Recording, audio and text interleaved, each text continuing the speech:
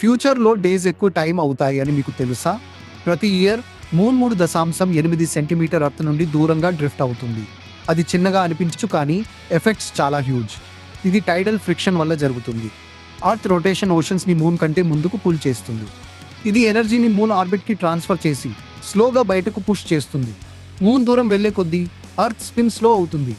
బిలియన్ల సంవత్సరాల క్రితం డే కేవలం 6 అవర్స్ మాత్రమే ఉండేది. ఇప్పుడు 24 అవర్స్. ఫ్యూచర్లో ఇంకా ఎక్కువ. కానీ అది మాత్రమే కాదు, టైడ్స్ బలహీనమవుతున్నాయి. మూన్ మన ఓషన్ టైడ్స్ని డ్రైవ్ చేస్తుంది. తక్కువ పుల్ అంటే తక్కువ టైడల్ ఫోర్స్. మిలియన్స్ ఆఫ్ ఇయర్స్లో ఇది కోస్ట్ లైన్స్, ఓషన్ సర్క్యులేషన్ని రీషేప్ చేస్తుంది. Total solar eclipses eventually disappear అవుతాయి. ఇప్పుడు మూన్ పర్ఫెక్ట్ డిస్టెన్స్లో ఉంది సన్ని కవర్ చేయడానికి. దూరంగా మూవ్ చేస్తే అది పర్మానెంట్గా పోతుంది. మూన్ అంత ఫాస్ట్గా లీవ్ అవ్వడం లేదు. 50 బిలియన్ ఇయర్స్లో అది 40% మాత్రమే దూరంగా ఉంటుంది. కానీ అర్త్ అప్పటికి సన్ చేత నిలబడే ఛాన్స్ ఉంది. ప్రతి డే మూన్ కొంచెం దూరంగా ఉంటుంది. మనం దానిని తిరిగి పొందలేము. ఇది చాలా ఇంట్రెస్టింగ్ కదా.